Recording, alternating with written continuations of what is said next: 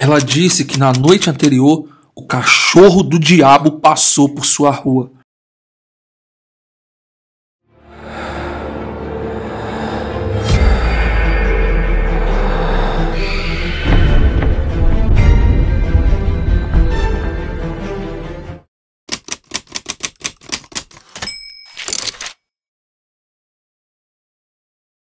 Oi, aqui é o Afonso. Já estive por aqui contando minhas experiências e talvez essa seja a última vez.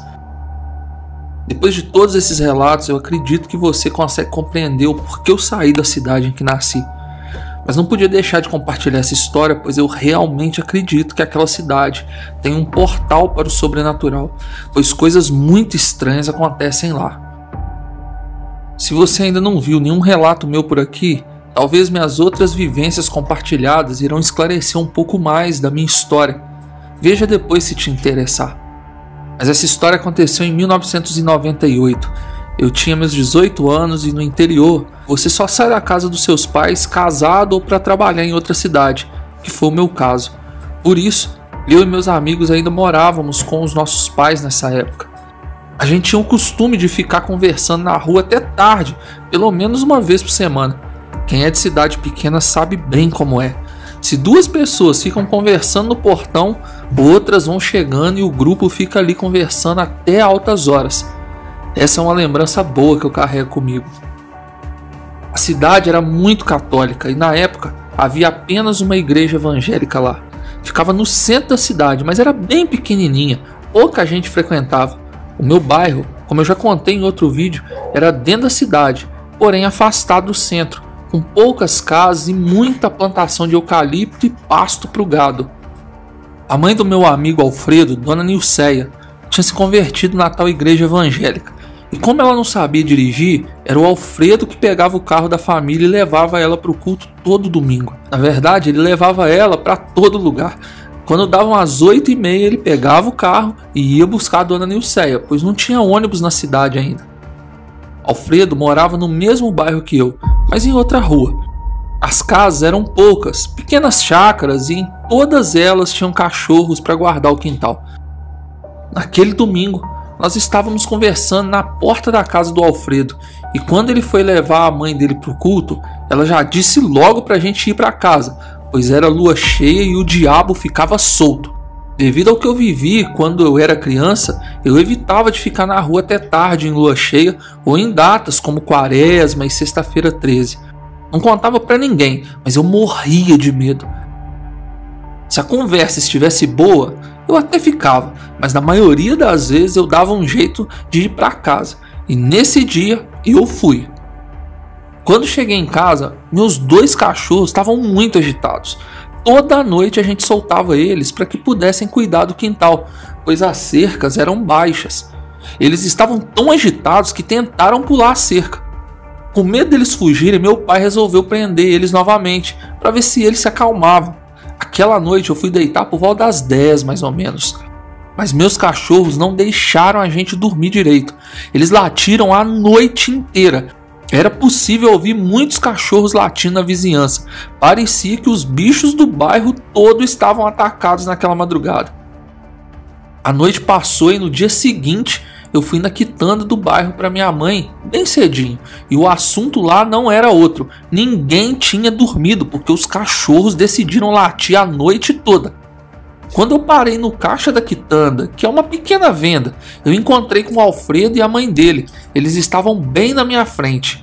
Na hora que eles me viram, a Dona Nilceia perguntou: Afonso, você viu que o cachorro do diabo estava no bairro essa noite, não viu? Eu fiquei meio sem graça, pois eu não entendi muito bem e perguntei: cachorro de quem? Ela disse que na noite anterior, o cachorro do diabo passou por sua rua, que ela chegou do culto e ficou vendo televisão com o Alfredo, sua outra filha e marido, e os cachorros da rua não deixavam eles ouvirem a TV de tanto que latiam. Foi aí que eles ouviram um barulho forte no portão da casa. Era o cachorro deles pulando e fugindo para a rua. O portão era bem baixo.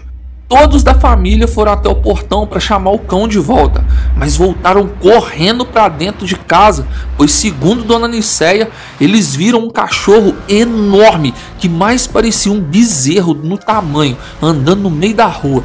O cachorro deles e mais uns 4 que tinham fugido atacaram a tal criatura mordendo nas patas. O bicho ficou de pé sobre as 2 patas e foi nessa hora que eles correram para dentro de casa e ficaram olhando da janela. Alfredo interrompeu a Dona Nicéia e disse: eu pensei que aquela coisa ia tirar a vida do Fred, Afonso. Eu fiquei mal por ele.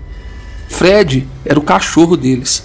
Dona Nicéia continuou falando e ela disse que na janela da sala eles viram o bicho rosnar para os cachorros e eles saíram chorando, menos um, que enfrentou o monstro e foi arrastado pelo pescoço para o pasto. Dona Nicéia disse que na hora que ela estava voltando do culto, ela viu uma sombra enorme no morro do lado da igreja que ela frequentava. Mas não disse nada para o Alfredo, pois ficou com medo de ser o cachorro do diabo e o Alfredo querer ir lá ver. Na minha cidade, algumas pessoas diziam que em algumas épocas do ano o cachorro do diabo aparecia na roça. O que, na minha opinião e segundo a descrição que Alfredo e Dona Nicéia falaram, era um baita de um lobisomem. Com certeza devia ser um morador das redondezas. Eles disseram que o bicho era peludo, com cara de cachorro e dentes grandes, mas muito maior do que qualquer cachorro, e que ele teria arrastado o cachorro que o enfrentou pelo pescoço em direção ao pasto. Mais tarde naquele dia, o cachorro que o tal bicho levou foi achado no pasto da rua do Alfredo, com a cabeça separada do corpo. O dono do animal era vizinho do Alfredo, um senhor viúvo. Eu fui até a casa do Alfredo para ver como estava o Fred, que tinha ficado muito assustado, segundo Dona Nicéia falou. Mas ele estava ótimo, tinha voltado a ser o cachorro valentão de novo. Já o Alfredo ficou meio chocado. Ele não gostava de falar no assunto e eu acho que se não fosse a mãe dele naquele dia, eu nem ia saber, pois ele não iria me contar. Eu não o culpo, pois eu nunca contei minhas experiências para ele também. É esquisito, a gente que viveu essas coisas acaba ensaiando na cabeça várias vezes uma forma de contar para as pessoas, mas na hora de falar a gente trava. Escrever é mais fácil. E você, já ouviu a expressão cachorro do diabo para lobisomens? Registre nos comentários e compartilhe sua experiência conosco. Clica no like para ajudar o canal e se inscreva. Obrigado por assistir e até a próxima.